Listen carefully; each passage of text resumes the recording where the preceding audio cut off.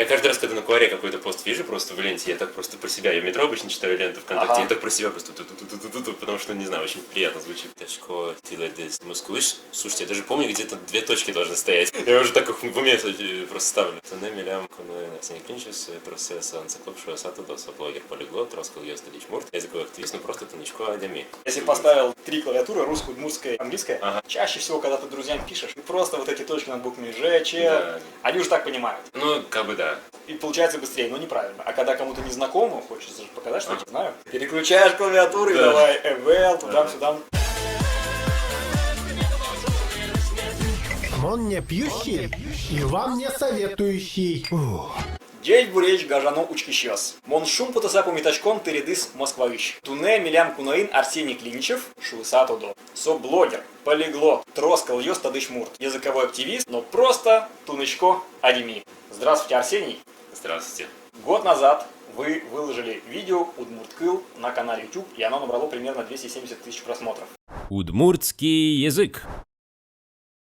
По мнению многих зрителей, оно оказалось настолько интересным, что люди потом писали, если бы в школе преподавали удмуртский язык так, как Арсений подает языки на своем канале Энциклоп, наверняка было бы больше носителей удмуртского языка. Многих, в том числе меня, это видео сподвигло к тому, чтобы больше заниматься и изучать родную культуру. Я рад, что сегодня вы в рамках программы Удмурт Лайф присутствуете в нашем офисе и ответите на несколько вопросов. Наш разговор будет касаться языков малых народов. Естественно, большую часть мы посвятим Удмуртии, но я думаю, что вы немножко расскажете о том, как обстоят дела у других. Спонсорами нашего выпуска являются магазин удмуртских сувениров Монами, udmmonami.ru, а также барон Гавр из деревни Старые Быги, который варит обалденный напиток варщ. Обязательно досмотрите видео до конца, не переключайтесь. В конце будут классные подарки от спонсоров и от Арсения. Погнали! Погладь писейку перед сном.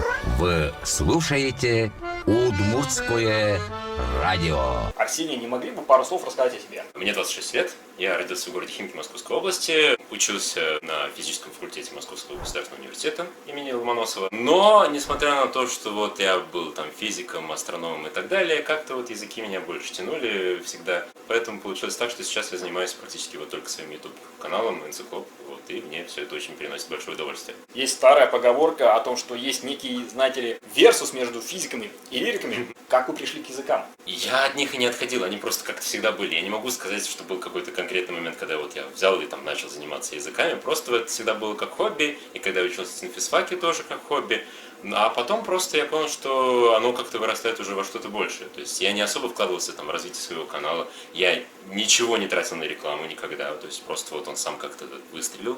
Вот сейчас это, по сути, моя работа. Сколько лет или месяцев вашему каналу и сколько сейчас подписчиков? Лет, наверное, уже 5, но с самого начала я вообще делал видео, касающиеся астрономии и так далее. То есть это вообще было не про языки абсолютно. Подписчиков сейчас уже почти 270 тысяч. В своем видео Удмурткыл вы упомянули некоторые проекты, которые сейчас в Удмуртии являются актуальными, интересными. На удмуртском пишутся крутые хип-хоп треки, которые искренне хочется прислать послушать друзьям. Да даже уже лига плохих шуток есть на удмуртском. И на стендап можно сходить, где русского языка не выйдет вообще.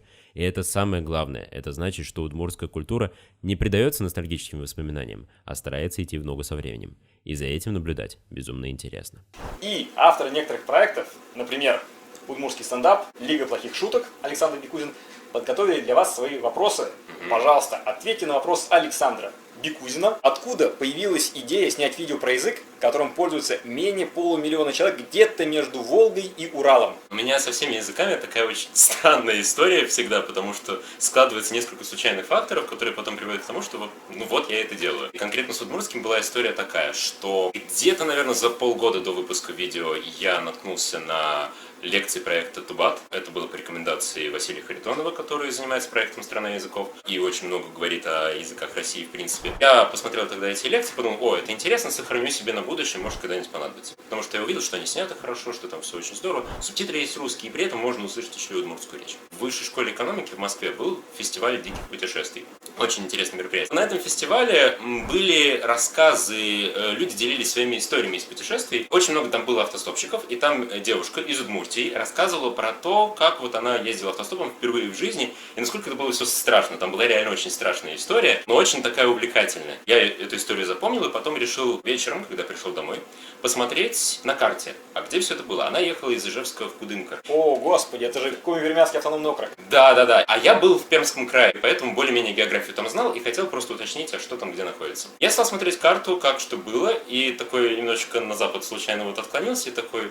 Вавош, Ува, Якшур-Бадья, и думаю, что это за магические такие названия, как будто вот просто реально какие-то колдуны там мимо проходили, волшебники, и такие, ну пусть это будет называться вот так.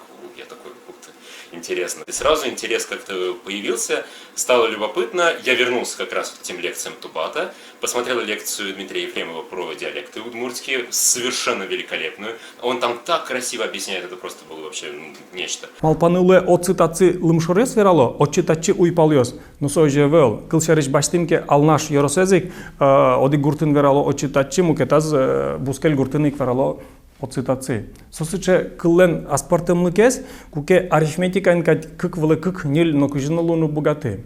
И потом дальше уже пошло, я стал интересоваться, копаться и понял, что ну да, надо делать. Когда вы готовили видео, вот опять-таки Александр Пикузин спрашивает, а кто-то вас консультировал или вы все искали сами самостоятельно? По большей части сам, но меня консультировала в итоге Ольга Урасинова, которая много раз представляла удмуртский язык на Московском фестивале языков. Потому что, естественно, некоторые вопросы там накопились и насчет диалектов, и насчет произношения некоторых моментов, ну, особенно вот этого звука, то есть как бы были разные варианты. У меня нет ощущения, что те видео, которые я делаю, они там супер какие-то глубокие, они в основном просто описывают язык как бы в общем, что где находится. Но, как бывает часто с языками России, информацию искать даже такую вот на таком поверхностном уровне все равно тяжело. Особенно, когда дело касается истории.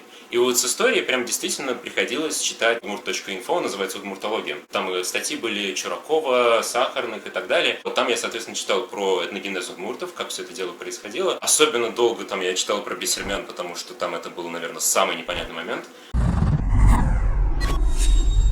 Ольга Урасинова, она занимается тем, что обучает языку. А вы сами можете сказать, опять-таки вопрос Александра Пикузина, сколько слов вы знаете на удмуртском языке? Сложно, интересно просто, сколько я сейчас на самом деле вспомню. Ну, то есть я помню там Джечбур мой Тау-Баджим, то есть я могу, конечно же, там сказать. А если я скажу, мы нам не мы Артем, Кычитана не мыт. Мы нам не мы Арсен. А у вас много видео, в том числе и про другие языки. Сколько вы знаете языков? Лучше разделить просто по конкретным уровням, просто что я могу в каждом из этих языков. В английском и польском я себя чувствую очень уверенно, то есть свободно воспринимаю информацию, вообще никаких проблем, смотрю контент, все замечательно. С французским могут возникнуть проблемы при просмотре контента, то есть я сейчас смотрю некоторые видео на французском, есть как бы желание, появились интересные вещи, и иногда я, ну так, немножечко выпадаю. То есть стендап на французском мне еще тяжеловато воспринимать. Если этот стендап-комик дает какое-то интервью, и там более такие школьные темы, и он там не очень сильно эмоционально как-то говорит, тогда нормально. В принципе, похожая штука с турецким. На турецком я даже уже сейчас смотрю, в общем, контент такой довольно сложноватый. Нейрофизиологию сейчас начинаю вещи. На турецком языке? Да. Хотя, с другой стороны, когда вы говорите про то, что стендап по-французски вам понимать тяжело, я могу сказать только одно. Дит муадуль вьен, анфен же ссоры отживе, мама дит кодерские бен, он финиту же партруве.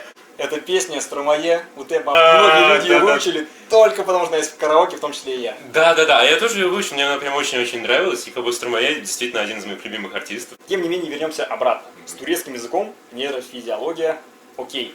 Мне интересно, про финский язык у вас прям были видео финский за месяц? Я могу воспринимать текстовую информацию на финском и, в принципе, довольно неплохо понимать. У меня нет практики. Чтобы начать говорить, нужно прям разговориться, нужно разогнаться и так далее. Финский язык, он в хронологическом порядке был до удмуртского или после? Потому что у вас видео Удмурткыл, есть прям сравнение. Укси, кыкси. Да, но видео самого такого же формата, как про удмуртский, оно было раньше, про финский. Я понимал, что есть некоторые параллели, я их вижу более-менее. Хотя, конечно, понятно, что их не так много, видно, что расстояние между языками огромное, что они очень давно разделились, но все равно, когда ты какие-то вещи видишь, ну так думаешь, замечательно, не все потеряно. Вернемся конкретно к удмуртскому языку. Что можете сказать о динамике развития языка? куда движется язык, какова его динамика. Мы говорим не про целую культуру, а вот конкретно язык, семантика, морфология. Ну, это очень тяжело просто рассматривать, даже с русским языком мне тяжело, как бы, и с английским и так далее. Очень тяжело смотреть это как на масштабе нашей жизни, потому что язык, он как бы меняется скорее там где-нибудь через 3 поколения, мы увидим какие-то изменения, как это обычно бывает. То есть Вот. речь сейчас идет о том, что Пушкин говорил на русском, но не на том русском, на котором мы говорим сейчас. Ну, немного не на том, да, но просто как бы предсказать, куда конкретно, какие изменения такие временные только чуть-чуть там возникло, не знаю, слово «зашквар», вот, в какой-то момент, это такой, вау, ничего себе. А Вот. раньше его не было у Ломоносова. Да, вот, а оно откуда-то просто взялось, и при том, что ты думаешь, это не английское какое-то заимствование, и вдруг что-то молодежь так говорит, и что, я уже старый, вот, то есть как бы... 26 лет вы чувствуете себя старым. Ну да, я когда впервые услышал, я такой, что вообще происходит, да. Вот, а потом потихонечку ты начинаешь понимать, хорошо, ну, мы не знаем, а будет ли оно в нашем языке через, там, 10 лет. Чеберистое радио. Вы на волне Эктоники. Про удмуртский язык. Удмурты, они же изначально были очень сельскими ребятами, то есть они жили на лугах, луговые люди, но потом случилось присоединение к России, потом случился Ижевский завод, и случилась такая насильственная индустриализация, которая была очень усилена во время советского периода. И если даже вот посмотреть ваше видео, вы говорите, как определить южный удмурт или северный, взять слово улица. И мы смотрим, что в обоих случаях это будет заимствование либо урам, либо ульча, но самого слова улица в удмуртском языке не было по той причине, что селения были настолько маленькие, что в принципе им не требовалось вводить слово улица, селились гуртом вдоль рек, а Ну да. все-таки слово улица, оно возникает тогда, когда люди говорят, эй, нас слишком много, давайте будем дома строить в ряд, как Ага. вдоль одной улицы, Да. и улицы будут пересекаться. То есть я вот к тому, что если исследовать удмуртский язык, для большого количества современных слов нет никаких аналогов. Как будет синхрофазотрон на удмуртском? Ну вот, скорее всего, синхрофазотрон. Как будет полиуретан на удмуртском? Ну, скорее всего, полиуретан, да. Это понятное дело, но, в принципе, в русском понятно, что тут тоже заимствованные слова, в принципе. А насколько это плохо для языка, то, что вот есть огромная часть лексикона, которая относится к селу, к лесу, к животным, к сельскохозяйственному быту, чуть-чуть к городу, но нет никаких слов, которые бы отражали то, что мы видим сегодня. Камера, смартфон, плазма и так далее. Это хорошо или плохо, на ваш взгляд? Если напрашивается свое собственное слово, которое можно там сделать, то лучше постараться его использовать. Но выдумывать его насильно, как там с калошами, которые там макроступы, например, пытались там, соответственно, в русском языке делать, это занятие очень хитрое. Оно, конечно, может прижиться в какой-то момент, или может оно стать каким-то маркером какой-то культуры, может быть, но нужно смотреть, что народ принимает, а что народ не принимает. А это уже такая вещь очень специфическая, которую сложно предсказать. Даже кофе Русиана, несмотря на то, что была санкция с высокой трибуны, у нас не приняли. Ну вот в том-то и дело, как бы слово за народом остается. А народ даже сам не до конца понимает, что он делает с языком. Просто они начинают говорить там вместо нормально, норм или нормас. Как это, почему это происходит? Тоже сложные же вопросы, которые очень тяжело описать. А у вас очень много видео на канале, в том числе и про другие языки, и под каждым из них довольно много комментариев. Вы, в принципе, комментарии читаете? Да, читаю. Если так взять в целом настрой, они скорее положительные или они скорее нейтральные или отрицательные, ты неправильно произнес такое-то слово? Ну, в целом положительное, то есть люди, даже если там что-то неправильно произнес, в основном там все-таки как бы хвалят произношение, там говорят, что, ну, типа, мол, человек старался, все нормально, вот как бы давайте простим, при том, что я понимаю, что в некоторых моментах, особенно там, допустим, видео про татарский, оно было очень сложно именно в плане произношения, например, потому что там очень непривычные гласные, которые вот для нас, ну, вообще, то есть тяжело сфокусироваться на том, чтобы это произнести в беглой речи правильно, хорошо. Я понимал, что тут прям, да, вот здесь вот был недостаточек. Даже слово «рахмат» просто так произнесешь, и тебя закидают калоши.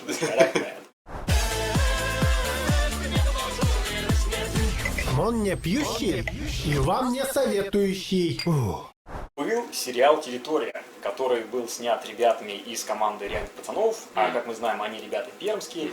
И это сериал про как раз Коми-Пермяцкий автономный округ, про город Кудымкар и его окрестности. Знакомы с этим сериалом? Нет. Это сериал, наверное, один из первых, в котором реально актеры говорят на коми-зырянском, на коми-пермяцком языках. Здорово. Твою мать! Вон, Сачин! Что? Вон, Егор? Сачин, Коши! Несмотря на то, что актеры все в основном по национальности русские, они старались, они учились, все равно произношение не очень. И в комментариях прям очень много хейта на тему того, что ж вы не позвали консультантов, вот здесь вы неправильно произнесли какую-то букву и так далее. То есть у вас на канале такого нет. Ну, в принципе, нет, такое, естественно, бывает. Но я понимаю, что просто моя задача в данном случае показать, во-первых, что это все подъемная вещь, что можно произношение выучить, что как бы человек может это все-таки сделать. Понятно, что мое произношение ни в коем случае не будет идеальным ни в одном из языков, которые я там пытаюсь как-то делать. Поэтому, естественно, где-то будут моменты, может быть, не настолько очевидные, не настолько хорошо описываемые, что ли. То есть человек слушает и понимает, ну нет, он как бы, это не его родной язык, это слышно, но не может описать почему. Ну, в принципе, если вот такая вот задача, ну, если вот до такого уровня я дошел, то это уже хорошо, это хороший знак. Но, допустим, что касается сериалов, естественно, там, мне кажется, что по-хорошему, естественно, нужны консультанты, если можно это позволить. Тем более, что одно дело, когда человек просто приехал и пытается говорить на языке, и тогда как бы акцент простительный. Другой момент, когда это актеры, у которых в задачу входит вживаться в роль максимально и максимально пытаться акцент изобразить. Вот настолько прям четко, чтобы атмосфера возникала. А так получается, что, скорее всего, жалобы следовали из-за того, что не возникала атмосферы. Как будто, ну это же те же русские, мы это слышим. Малые народы, они настолько обделены вниманием, что сложно представить себе, чтобы кто-то снимал сериал, и там люди говорили на каком-то языке. То есть мы можем представить себе в фильме «Елки», что дворник таджик будет говорить по-таджикски. Но представить себе, что будет сниматься сериал, и люди будут говорить на каком-то такого нет. И у меня первая реакция была порадоваться за то, что такое в принципе появилось. А люди повели себя немножко странно, они в основном писали, что вот вы здесь неправильно произнесли. У вас на канале аудитория какая-то более благодарная. На самом деле, вот и в том, и в другом случае, в случае вот этого сериала, и в случае вот этого канала, полезна конструктивная критика. Когда люди четко говорят, что не так, где можно что-то улучшить. Да, ребята, хорошо, вы постарались, сделали вот этот сериал, замечательно, это большой прорыв, но можно в следующий раз постараться сделать получше. И говорят честно, ну, можно сделать получше, конкретно вот с произношением. У меня на канале то же самое. Национальную критику, но я просто сразу ее выкидываю куда-то. Мне интересно читать про то, где конкретно есть какие-то моменты, где я что-то сделал неправильно. По делу. Ага, давайте почитаем, разберемся, сейчас будем вот это все дело рассматривать. У вас очень много разных языков охвачено, и, естественно, возникает вопрос. Это же для человечества в целом тяжело, когда такое большое количество разных языков и диалектов, например, для целых стран, таких как Индия. Даже колонизация англичанами была в плюс, потому что, по крайней мере, один общий английский язык, пусть сломанный, связал воедино все штаты, потому что северные индусы не понимали южных. На ваш взгляд, унификация языков, чтобы все говорили на одном каком-то универсальном языке, это скорее хорошо или скорее плохо? Мы должны вернуться куда-то в допотопные времена, когда у нас всех был общий язык, например, создав искусственный язык эсперанто, или лучше оставить как есть, чтобы было разнообразие? Есть баланс, получается, всегда между интегрированностью, насколько мы все вместе, между дифференцированностью, насколько мы все как бы чувствуем себя, что я реально имею какой-то вес, что есть что-то особенное во мне.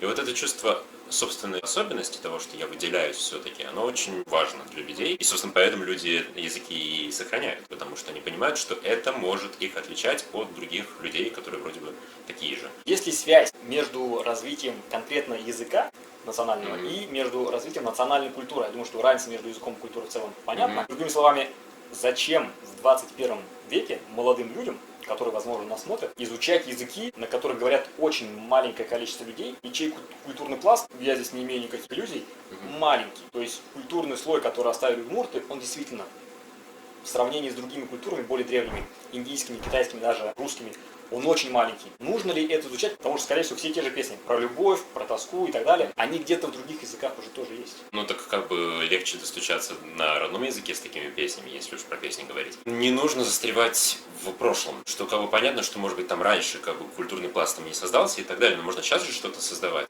и поддерживать таким образом интерес. Потому что, ну, допустим, вот на мировой карте, если мы посмотрим, есть несколько языков, которые люди учат не потому, что там какие-то торговые, экономические связи и так далее, а просто потому, что вот есть культура, она цепляет, и она цепляет прямо сейчас. Японский, например. Где просто постоянно вот есть что-то, что вызывает эмоциональную реакцию очень сильную. И вот эта атака разными какими-то культурными явлениями, которые на нас идут из Японии, она вот настолько сильная и настолько постоянная, что просто вот, ну за что-то ты зацепишься. Поэтому очень много людей, очень-очень много людей и молодых людей, которые учат японский язык просто потому, что их интересует эта культура. Хотя по факту его особо негде использовать. Вот именно, да. Ты не используешь его в Европе, ты не поедешь куда-нибудь в Ближний Восток и не заговоришь по-японски. Тебе он точно не нужен в Америке. Только в Японии, да. То есть нужно ехать только исключительно в Японию. Но люди, получается, учат. Настолько их увлекает эта культура. А еще примеры таких языков, которые вот цепляют сами по себе. Ну вот как раз я упоминал видео про удмуртский исламский в качестве вот сравнения по населению. Всего удмуртов около 570 тысяч человек, а людей, владеющих удмуртским, около 320 тысяч, то есть примерно столько же, сколько у исландского. Но исландский как раз вот в некоторой степени функционирует в плане вот возбуждения такого интереса, как японский. Вот, пожалуйста, вот вам Бьорк, вот вам Сигюр Рос, пожалуйста, вот учите. Вот еще Вот вам вулканчики. вулкан, который ты просто не можешь выговорить, и это тест на алкоголь. Эй, я фля-флякулен. Если ты немножко... Господи. А если нет, то намели мы лениво, ловили налима, на налима меняли линя, а любви не меняли вы милого, молили, в туман лимана манили меня. Хорошая скороговорка, мне надо будет ее использовать тоже, потому что я обычно разгоняюсь скороговоркой про дрова перед тем, как записывать видео, вот теперь можно и это взять. А я сейчас пытаюсь, наоборот, читать на удмуртском, потому что язык сломаешь. Я выучил до 3 класса, но, естественно, оно почти что ничего не осталось. Поэтому, когда вот читаешь вот эти вот слова «Джич-буречь», «Горновочки щёс», «Мон шупата сапомиточко», «Тели лыс москвыч», это такое Да, прям шок для моих губ. Мы вернемся опять к видео Удмурткил. Вы рассказывали, что язык жив, пока есть интересные проекты. Вот сейчас мы опять об этом говорим. Еще один автор, которого вы упоминали, человек, который журналист, блогер, пишет статьи в Удмурт.Доне, он снимает свое онлайн-телевидение Даур ТВ, Богдан Финагедов. Бэйби, мы нами турбоджигар, то нажим суле, выль аунгасар. Как сторонний наблюдатель, каким вы видите будущего конкретного удмуртского языка и других языков малых народов? Про будущее говорить очень тяжело. До того, как был коронавирус, про будущее говорить было очень тяжело. После того, как коронавирус, я думаю, все разговоры про будущее, они превратились вообще просто в пыль. В целом, основной момент, мне кажется, сейчас в том, что интерес к этому есть. А люди ищут какие-то свои отличия, просто пытаются за что-то зацепиться, что их выделяет на фоне других людей. У меня в этом плане есть такой момент интересный, связанный с видео про якутский. Там просто вот реально была довольно интересная история, как я его делал, потому что у меня, когда я учился еще на физфаке МГУ, там, соответственно, у меня есть друг якут. Но он по-якутски не особо говорит. Уголом он. Но при этом у него есть какой-то интерес. Но он приехал в Москву, соответственно, учится в Москве. Я просто стал что-то спрашивать про Якутию, там, про якутский и так далее, там что-то вот какие слова он знает, какие помнит, а что у вас по музыке и так далее. И он дальше что-то вот прислал, какая музыка. Увидев мой интерес, он сам немножечко тоже загорелся, стал смотреть, что еще у них есть. А потом он сказал мне такую вещь. Сейчас он понимает, что ему интересно было бы изучить якутский, потому что он видит, что это было бы отличительной чертой его на фоне других людей, которые тоже вот в Москве живут. Что это какая-то такая интересная, любопытная деталь, которая его делает вот каким-то более интересным человеком. И это тоже момент, который вот может быть и там у одного человека такая штука произойти, может на там масштабе поколений. Если, например, быть якутом будет модно, если быть татарином будет модно, если быть удмуртом будет стильно, то, соответственно, больше людей захотят изучать язык, потому что, например, в советские годы было стильно быть итальянцем, в Советском Союзе, француженки, как мы любили этих женщин, хотя мы их не знали, а сейчас смотришь на француженок, вообще ничего особенного. Начисто куловая красота. Да, это вопрос в некоторой степени престижа и интереса, который получается на уровне сообщества какого-то вырабатывается. Когда есть либо внешний интерес, когда вот видно, что, соответственно, вот есть вот русские люди, они интересуются там культурой удмуртов, и, соответственно, приезжают к ним, и как бы видно, что, слушайте, не все потеряно, слушайте, им интересно, давайте что-то делать. Либо когда есть внутренний интерес, когда уже, соответственно, люди интересуются языком и говорят, что типа, слушай, ну знаю удмуртский, в конце концов, если будешь знать удмуртский, мы тебя будем уважать. И вот тогда получается, да, хорошо. А потому что раньше была противоположная ситуация, ну, во много связанная исключительно с пирамидой потребностей, в общем-то. Потому что сначала, естественно, человеку нужно знать тот язык, который... На котором ты общаешься с внешним миром. Да, поэтому, естественно, там русский побеждает. Если вот подобную историю рассматривать, кстати, в США, то там же получается так, что иммигранты, когда туда приезжали, они чаще всего начинали уже забывать свой собственный язык и говорить на английском, переходили на английский довольно быстро, потому что это связано с выживанием. Логичный момент, понятный. Но следующее поколение уже, то есть дети этих мигрантов, их воспитывали на английском и так далее, но потом они уже стали сами задумываться, а что меня отличает всех остальных? Melting pot.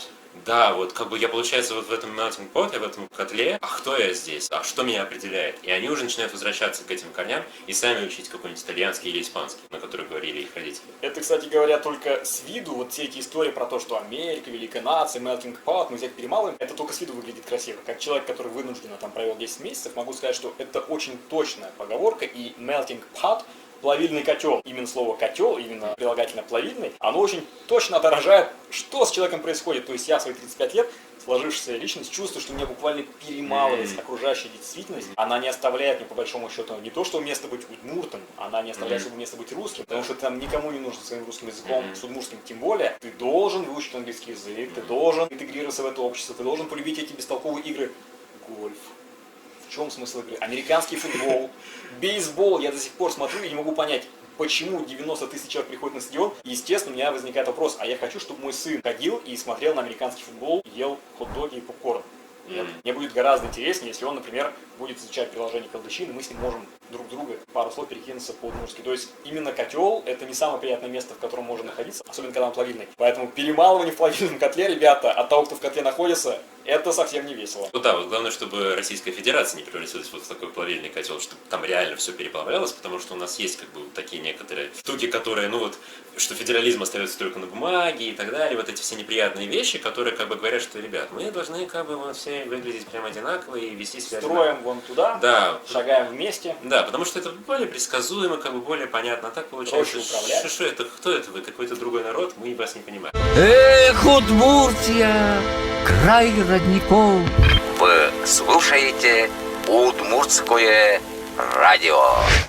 Арсений, вы снимаете много видео, и все видео касаются каких-то новых языков. Там и тюркская группа, и романо-германская группа, и финно-угорская группа. Откуда берется такое количество знаний? Откуда вы берете все вот эти фишечки по морфологии, по семантике? Много чего есть в открытых источниках, то есть есть описание, особенно по распространенным языкам. Понятно, что там несложно найти информацию. Но, естественно, каждый раз я стараюсь почитать или послушать какие-то вещи непосредственно на языке, чтобы понять, какие, допустим, грамматические конструкции используются, какие не используются. Какие там могут быть какие-то словосочетания хитрые, которые могут встретиться, может быть, какие-то там пословицы, поговорки где-то, чтобы уже просто на собственном опыте ощутить, как вообще этот язык выглядит. Естественно, стараюсь брать в этом плане аутентичные материалы, просто переводить со словарем, и уже сразу очень много информации получается интересно. На всякий случай, для тех из нас, кто смотрит видео и является поколением тиктокеров, как можно перевести на русский язык аутентичный материал? Что это такое? Это значит, что материал не тот, который в учебнике. Вот вы заходите прям и смотрите видеоблоги на французском, нейрофизиолога на турецком и так далее и тому подобное. Не адаптировано ничего, живая речь абсолютно, как бы просто люди говорят так, как они реально говорят. Сколько уходит часов на то, чтобы подготовить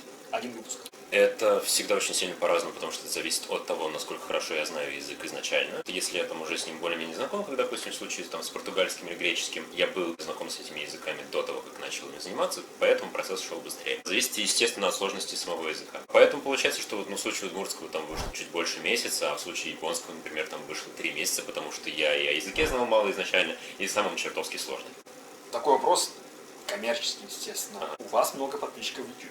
Ваши видосы набирают в среднем 250-300 тысяч просмотров. Понятно, что все это можно монетизировать. Но при этом вы идете по пути, на котором деньгами-то не сильно пахнет. Вы могли бы снимать гораздо больше видео, делать гораздо больше попсового материала, не погружаться глубоко. Выпускаю видео, подписная база есть, куда денутся, все равно посмотрят. Почему вы настолько дотошно готовитесь к каждому выпуску? Потому что мне это нравится, я не хочу терять интерес, я не хочу, чтобы моя работа превращалась в каторгу.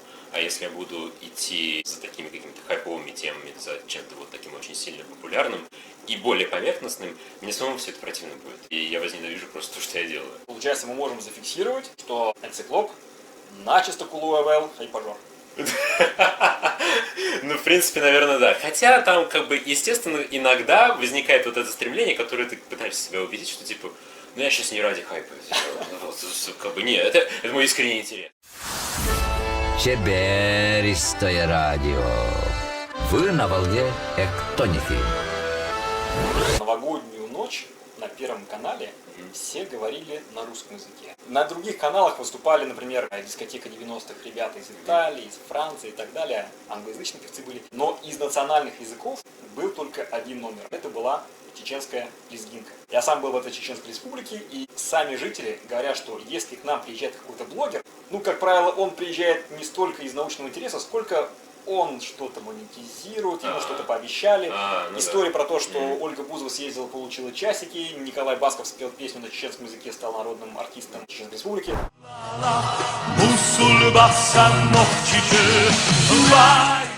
Вам не поступало предложение от влиятельных лиц, обитателей Северного Кавказа, там и Дагестан, не бедные ребята есть, и соседний Азербайджан тоже ребята деньгами не обделены. Сними хорошее обучающее видео по нашему азербайджанскому, дагестанскому, чеченскому, осетинскому языку и так далее. От влиятельных, прям влиятельных, нет, там не было такого, что просто вот они, типа, вот тебе деньги, вот снимай. Ну, просто есть люди, которым эти языки интересны, или которые, там, для которых это языки родные, они хотели бы знать больше, или хотят услышать там, мой взгляд на то, как вот я про это дело расскажу. И с азербайджанским, естественно, так довольно много этого дела, и там с чеченским и осетинским, понятное дело. У меня возникает ощущение, что это люди просто искренне заинтересованы в самих языках, которым просто действительно любопытно узнать побольше про свою культуру, про свой народ, а не какие-то просто люди, которые хотят там закидать деньгами и которые хотят вот какую-то известность. Тем более, я не знаю, я не воспринимаю свой канал прям настолько каким-то сильно известным, прям вот широко. Все-таки это получается некоторая определенная ниша людей, которые языками интересуются. И они выбирают мой канал, это хорошо, это приятно, это раз. Чтобы вы понимали, как можно найти канал Энциклоба. Можно посмотреть видео с Юрием Дудем, в котором он говорит: хе-хей, вот там хорошая плазма из Эльдорадо, на ней я буду смотреть с интернета канал Арзамас. Ты, естественно, подпишешься на канал Арзамас.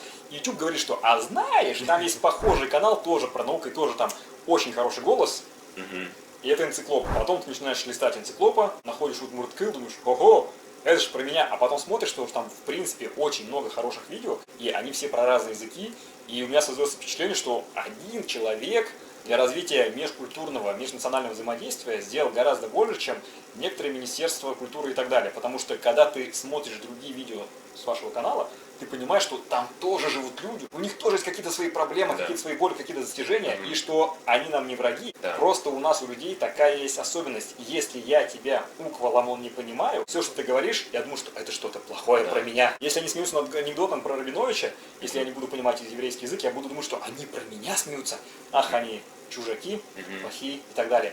С точки зрения вот как раз других народов хочется спросить, как вы можете охарактеризовать, а как в целом внутри России и в сопредельных государствах обстоят дела с национальными языками? Если что-то идет прям хорошо, если идет подъем, то это скорее исключение из правил. В целом, если смотреть по России, то ситуация такая, что у нас есть там мощные языки вроде там татарского и чеченского, где довольно много носителей. Они хорошо еще сохраняются, но сами носители уже говорят о том, что часто бывает там история с переходом на русский и обратно на свой язык внутри одного предложения, например. Я сам это слышал, как татарин, допустим, говорит со своими друзьями. Я понимаю, что он начинает предложение на татарском, переходит в середине на русский, потом снова на татарский, вот так вот. Оно как-то просто вот 50 на 50. Примерно как вот индусы говорят на английском. Вот примерно такая же история. И, в принципе, вот ты на это смотришь и понимаешь, что он одновременно на двух языках говорит, как это вообще возможно. Но вот так выглядит, получается, живая речь сейчас вот на татарском, например. И понятное дело, что русские там заимствования тоже проникают во все эти языки. От этого никуда как бы не уйдешь. Если говорить по тому, насколько все это поддерживается внутри определенных республик, я вижу такую тенденцию, что в целом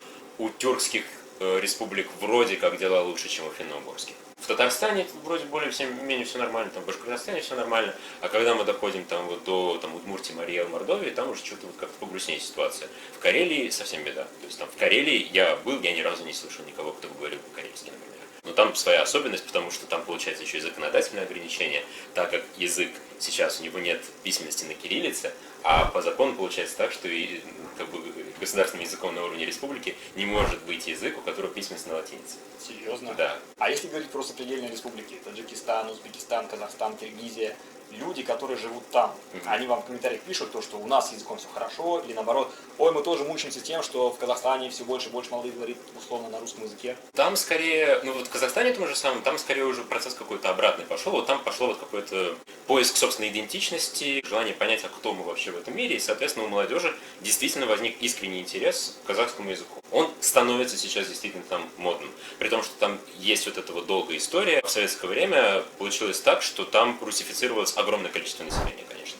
Не настолько сильная была русификация в других среднеазиатских республиках, там как бы это не так заметно. То есть с узбекским я там тоже смотрел комментарии, читал, как все это дело выглядит. Ну и там, в принципе, да, народ по-узбекски говорит все хорошо. Там, в Таджикистане тоже там, в принципе, все нормально. Там скорее уже история начинается такие, что народ говорит вот на своем языке и уже начинает забывать русский язык, да, мы теряем с ними связь, как, да. Ну, не то, что прям братские народы, это такое высокопарное слово, но как люди, которые в совсем недавнем прошлом могли друг друга понимать совершенно спокойно, а сейчас, оказывается, нет, даже смотришь некоторые старые советские фильмы и видишь, например, там людей вот оттуда,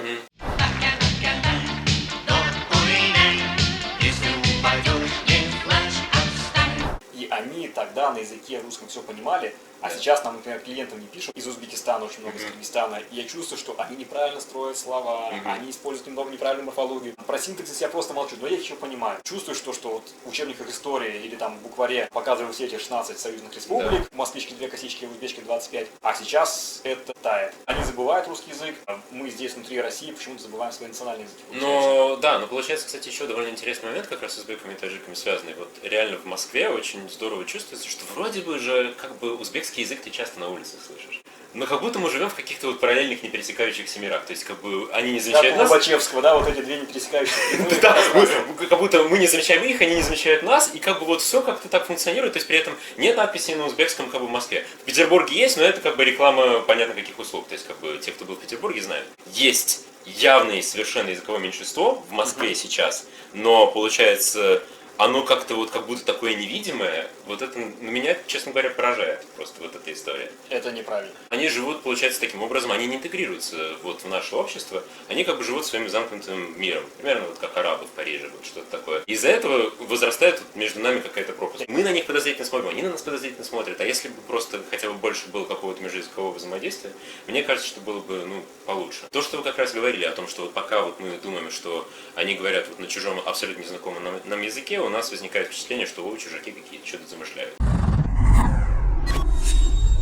Как вы можете охарактеризовать положение дел? Вот у нас несколько национальных республик рядышком. Башкирия, Татарстан, Марел, Чувашия, Удмуртия. Вот всего лишь 5. Что растет, что падает? По ощущениям, в Татарстане вроде бы все выглядит хорошо, и в Башкортостане выглядит хорошо, но тут есть некоторые такие важные моменты. В Татарстане сейчас как бы представленность татарского языка и татарского контента в общероссийском, она тоже возрастает за счет того, что есть как бы и хип-хоп исполнители на татарском, которые исполняют свои песни, есть уже даже альтернативная сцена там появилась, то есть в принципе там все растет, контент на татарском есть он, что самое главное, современный, потому что... А вы видели клипы и песни, которые снимает супруга солиста группы Little Big, которая даже работает под псевдонимом Татарка? Татарка, Земанда, микрофон, Она поет классные современные хип-хоп треки на татарском языке, я думаю, нифига, или там Айгель. Айгель, да. А мой парень непростой. А мой парень очень злой, он придет с бензопилой. Я салям атумалай, мимбулям не бурдалай. Тоже клип, который наполовину на русском, наполовину на татарском, и там 60 миллионов просмотров. Да, и вот такие вещи цепляют. То есть я просто как раз, когда вот я всем этим делом интересовался так очень активно где-то год 2-3 назад, я видел, что у якутов уже вот настолько все прям здорово, что у них прям есть... Хорошо. У них с музыкой замечательно. У них просто вот есть все стили, какие хочешь, вот просто выбирай, как бы. И это самое главное, потому что получается, что человек, там, меня интересует тяжелый рок, я хочу послушать тяжелый рок, что есть на якутском? Вот, пожалуйста, вот тебе, замечательно. Вот, теперь на татарском получается, что постепенно вот тоже вырастает. То есть не просто ты слушаешь какие-то там старые какие-то песни народные и так далее, которые, тяжеловато воспринимать, если ты не в этой культуре. Нужно как бы проложить мостики, мне кажется, в таких случаях. Просто чтобы человек извне, он приходит, ему интересно, но ему пока тяжело воспринимать, вот, допустим, музыку прям исключительно народную. То, что я увидел в исполнении там Ивана Белослуцева, в исполнении Морт и так далее, я просто понял, что это как раз такие мостики. Вроде бы есть удмуртские уже какие-то элементы.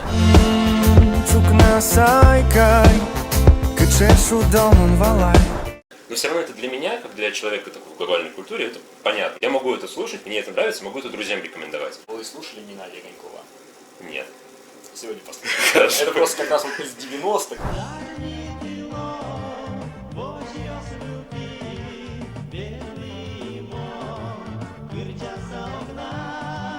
И тоже, меня когда папа в детстве возил на машине, и мы постоянно одну и ту же кассету слушали Геннадия Огонькова, я думал, какая-то безумная тягомотина этот Огоньков, как его невозможно слушать, как это скучно. У детей же темпоритм быстрее, и нам все кажется очень медленно. День у ребенка тянется длинно, а у взрослых там недели так вот. И сейчас, когда я слушаю Огонькова в 35 с усами, я понимаю, что это true, это просто ула-пала, прам-пам-парам-пам. Думаешь, чего ж мне тогда не нравилось? Ну вот да, взрослеешь и начинаешь слушать более медленную музыку. Как я в какой-то момент начал слушать Майю Кристалинскую, например. Я помню, что типа, о, это замечательно. Это вообще... Да, это просто вообще замечательно. А за окном то дождь, то снег. очень мощная и пассионарная группа языков – это кавказская группа. Так получилось, что в 2014 году я уехал из Удмуртии и стал жить в республике Адыгея. Это национальная республика. Адыгейцев 110 тысяч человек, то есть их меньше, чем удмуртов во много раз, 5 раз. Но при этом ощущение такое, что весь Северный Кавказ это какая-то сейчас не то, что пороховая бочка в плохом смысле слова, а это какая-то пороховая бочка в хорошем смысле слова. Очень много энергии, они не стесняются быть адыгами, они не стесняются быть осетинами, черкесами и так далее. Более того, если посмотреть то, что в Чечне творится, я туда тоже ездил, естественно, радует то, что руководство при всей неоднозначной политике этого руководства много вкладывает в то, чтобы развивалась культура, то, что были красивые образы, что были показы мод чеченские и так далее. Ну, понятно, что у них априори больше денег, федеральный центр больше дает. Что вы можете сказать про кавказскую группу языков? Тут нужно понимать две вещи. Во-первых, в отличие от, допустим, там, удмуртского и соседних языков, завоевание Кавказа России произошло совсем-совсем недавно. Да. Вот, Ермолов, 1846 год. Да, то есть это все тогда, и как бы еще там не до конца все происходило. То есть, понятное дело, что там были очень много трений, другая религия, другое вообще все совершенно. То есть, естественно, там, получается, не было еще столько времени, не прошло еще столько времени, чтобы там какая-то прошла ассимиляция и так далее. На секундочку, Удмуртия добровольно вошла в состав России больше, чем 450 лет назад. Да. Я к тому, что 1846 год это было относительно недавно. Вот, да. А тут получается, что как бы еще ассимиляция там не до конца прошла. Более того, нужно понимать, что они живут в совершенно других условиях, они живут в горах. Да. В горах мало того, что как бы изоляция выше, там нужно еще дойти туда, где все эти ребята живут. Так еще и получается так, что когда туда приходят русские, они не могут там расселиться среди них, как вот, допустим, в случае с удмуртами было. Да, потому что ареал обитания по Гумилёву одинаковый, да? Долина рек. Ну, как бы, ну да, просто получается, что скорее даже просто экономически, ты понимаешь, как на равнине вести хозяйство. Ты приходишь там из, условно, там, московской какой-то губернии, пришел, тебе дали вот землю тут, ты понимаешь, что здесь делать. Тебе дадут землю в горах, что я здесь делать буду, как вообще это возделывать и так далее. А местные знают, и поэтому местные там сохраняются. С языками Дагестана вообще очень интересная же история, потому что их там очень-очень много. Лезгины, аварцы, и каждый считает, что это отдельная какая-то Ну, ситуация. да, но там получается даже внутри аварского, там аварский получается как язык-шапка для многих вот таких мелких более языков, где буквально одно-два селения где-то там в горах, но они просто настолько уже разошлись друг от друга, просто за счет изолированности. Контактов мало было между представителями разных селений, и поэтому получается так, что они просто вот жили, как бы, ну вот законсервировались так, и все, и ничего у них не происходит. У них как бы то, что сейчас происходит у нас, то, что у них там происходило там 200 лет назад, на них вообще ничто не влияет. Ну, типа, пришли другие какие-то ребята, ну и что, мы как бы, как продолжаем что-то заниматься своими вещами, так, в общем, все. Как бы, зачем нам русские, зачем, как бы, нам, в общем, как бы, нам никто особо не приходит. И единственное, что там Сталин их повыселял в какой-то момент, но потом все равно удалось их вернуть. Печальная история. Да. Получается так, что на них вообще ничего не влияет. У них просто ситуация стабильная. Но это мы говорим про совсем мелкие, получается, языки вот уже в горах Дагестана. Понятно, что чем крупнее язык и чем больше он уже оказывается представлен на республиканском уровне, чем больше он в городах и чем больше он на равнинах, там, где, соответственно, как бы понятно, что есть некоторое перемешание народов, естественно, глобализация берет свое, русские начинают немножечко уже так отливать. Вы слушаете Удмуртское радио. Если мы говорим про равнину, горы, про расселение, языки малых народов по Волжье, на ваш взгляд, это языки городов или деревень? Сейчас, в данный момент, это скорее все-таки язык деревни, хотя есть молодежь, интересующаяся, и чаще всего именно в городах, то есть образованная молодежь, которая понимает, что идентичность их волнует, они хотят найти себя в этом мире, и они, соответственно, возвращаются к языку. Две грани. Одна вот такая вот, что вот деревенская, там, где все так уже законсервировалось, там, где просто свой порядок, там процессы получаются и реально другие, там ничего так особо не меняется. И городская, где молодежь, которая к языку возвращается. У нас сегодня спонсор программы сувенирный магазин Монами. И когда я общался с владельцем этого магазина, Екатериной, она говорит, вот я сама удмуртка. Точно так же в детстве мне этот удмуртский был лесом не нужен, а потом где-то после 30 вдруг стало интересно, кто я, ну как у Сократа еще было, кто мы и что для нас является счастье, куда мы, собственно, идем. И она говорит, удивительно, что очень много удмуртов живут в деревнях, но сувениры покупают удмурты из городов, причем не из Ижевска, а из других городов. Казань, Екатеринбург, Пермь, Киров. В Кирове, как оказалось, немало удмуртов. Ну, естественно, Питер, Москва. Потому что туда уезжают люди поактивнее, у них вот очень остро стоит вопрос о самоидентификации, кто я. И вот они хотят себя обложить какими-то вещами, такие там шляпа, скиртен и так далее, купить себе сувениры, диски. И получается, что действительно большая доля населения в городах и, как ни странно, большая доля активного населения удмуртского вне удмуртских мегаполисов. И в связи с этим возникает вопрос, вот эту удмуртскость сохранять. каком формате. Потому что, например, очевидно, есть спрос на сувениры. Но в этом случае язык сохранится как такой лубочный язык одного формата. Музей деревни Лударвай. А в каком-то еще формате он, на ваш взгляд, нужен? Я имею в виду не конкретно удмуртский язык, а вот вообще все малые народы, которые страдают тем, что языки постепенно уходят. Действительно сложный вопрос, уже касающийся того, а что такое нация в современном мире, потому что, получается, вот, ты русский это значит, что это ты православный или ты язычник. Соответственно, а что если там, получается, я не соблюдаю какие-то традиции, а как бы я вот называю при этом себя там удмуртом или русским, а что это на самом деле это значит? Как это влияет на мою собственную жизнь?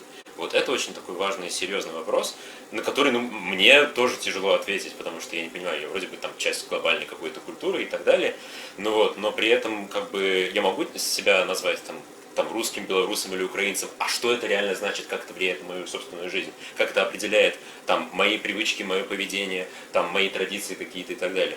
Вот это вопрос действительно очень-очень сложный и в современном мире не сильно для меня, честно говоря, понятный. Если возможность, если касаться уже того, как там дальше в каких-то деревнях могут или сохраняться там вне лубочных деревень, вне лубочных каких-то контекстов языки, то скорее уже когда действительно просто язык нужен, когда уважается, что человек знает язык, у него есть какая-то таким образом связь с тем, с каким-то там знанием, которое вот было еще раньше. Он понимает, вот это названо так, потому что вот я понимаю, что Кар это город, что я вот это все знаю и так далее. Или какие-то традиции для него просто имеют больший смысл. То есть он просто может объяснить, а почему мы делаем так, а почему мы вот здесь оказались и так далее. Вот, уже какие-то исторические моменты. С будущим что-то возникнет связь, наверное, если просто больше будет контента твориться какого-то нового, если будет возникать больше культурный пласт. То есть не просто останавливаться на том, что было уже достигнуто, а вот попытаться еще что-то сделать. А вы сталкивались с тем, чтобы какие-то из селебрити прямо вот вслух громко говорили о своей национальной принадлежности? Например, чтобы Собянин говорил, а я вообще-то Манси, или, например, там Чичваркин говорил, а я Макшанин. Я не знаю, я не настолько погружен там в жизнь селебрити. Я не читаю там же журнал «Окей», просто чтобы там понять, кто там про национальность что сказал. Многие малые языки объективно сходят на нет. Уменьшается количество людей, носителей языка, даже если посмотреть на ваши видео с 2002 по 2010 год, количество носителей языка уменьшилось с 463 тысяч до 324, это треть, прям приличная цифра. И некоторые люди совершают из ряда вон выходящие события для того, чтобы привлечь внимание. Вы где-то еще в других языковых ареалах фиксировали такие же примеры поведения, как, например, было у Альберта Разина? Настолько таких серьезных вещей, наверное, сейчас я так сходу не вспомню. Понятно, что это вот то, что было у Разина, это такой просто жест отчаяния, понимание того, что просто я не могу ничего сделать. То есть просто вот когда ты видишь, что твоя культура просто исчезает, и твой язык исчезает, у тебя как бы болит душа за это, и ты понимаешь, что ты не можешь ничего сделать. Ты сделал все, что мог. Потому что он писал о том, что он в учреждении разные писал, там постоянно отписки какие-то были. То есть он вроде все это проводил и так далее, пытался как бы, реально делал все, что мог. Но в итоге это ни к чему не привело. И вот это действительно очень сложный момент, потому что у нас это все очень часто подобные вопросы упираются там либо в бюрократию, либо в то, что там людям просто как-то неинтересно все это, потому что у них какие-то другие совершенно задачи. Особенно там, если в каких-то органах вышестоящих это все встречается. Добиться того, чтобы человек реально там как-то родил за это, болел, вот именно прям, чтобы было внутри ощущение, что надо все-таки языки спасать, это все-таки важно. Это вопрос очень сложный, конечно, потому что я знаю, что подобная история как бы угнетения очень сложная и неприятная была, по-моему, в Мариэл. Как раз таки там был очень такой весьма негативно относящийся к местному языку губернатор. Маркелов. Да, Маркелов, да. Сидит. Вот это был момент такой очень сложный, неприятный, но при этом вот там таких акций, насколько я понимаю, не возникало. Есть мнение, что во главе национальной республики должен стоять представитель этой национальности. То есть очень сложно представить себе, что во главе Татарстана будет не татарин. Во главе Башкирии будет либо Муртаза Рахимов, либо Ради Хабиров, то есть они башкиры. Во главе Адыгеи всегда был, есть и будет адык. Мэром Якутска была Сардана Авкентьева, которая по национальности якутка.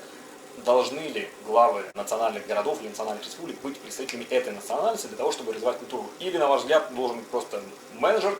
Это сложный вопрос, потому что менеджер может тоже попасться, даже если не этой национальности, может он как бы больше волнуется за эту национальность, чем какие-то другие представители, которые просто придут и ничего не будут делать ради этого, которые уже от культуры совсем отошли. Так что тут по-разному. Нужно смотреть конкретно, что человек делает и чем он интересуется. Если даже это оказывается, что это русский, но все равно ему культура интересна, и он готов этому уделять внимание. Мне кажется, это хороший знак. Как, на ваш взгляд, может ли быть история, когда чех радеет за удмуртскую культуру больше, чем некоторые удмурты? Да, в принципе, я могу себе такое представить, да. Кто в Удмуртии не бывал, тот зрет не лизал. Тоника!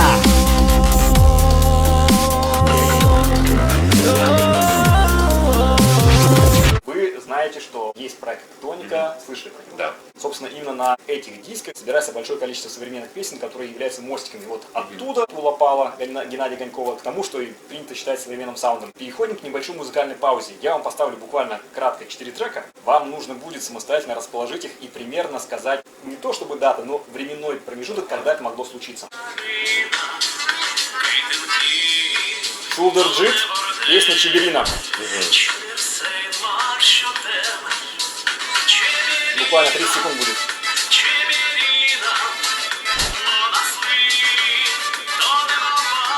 Нулевые, наверное. Хотя могло быть и раньше. Я вот как раз смотрел, мы на Новый год смотрели «Новогодний огонек» 86-го года. Батюшки. Да, и там, кстати, что интересно, там было вот как раз очень много представлено разных языков и внутри СССР, и внутри стран Варшавского договора. То есть там можно было Польские. Там можно было и чешский услышать, да, и польский, и немецкий.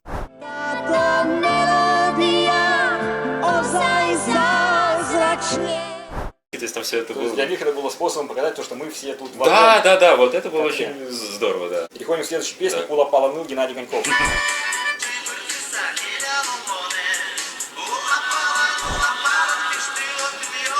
Ну это 80, скорее всего. Очень.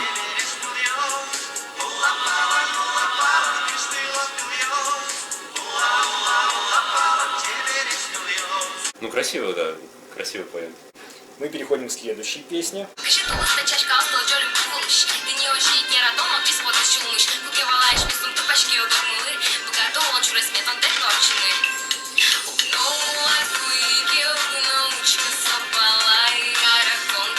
Но это уже что-то вполне современное, как мне кажется.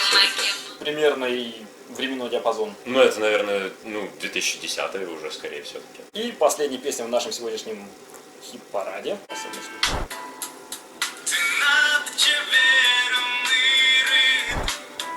Это же Белослудцев. Это Белослудцев. Арсений знает Ивана Белослудцева.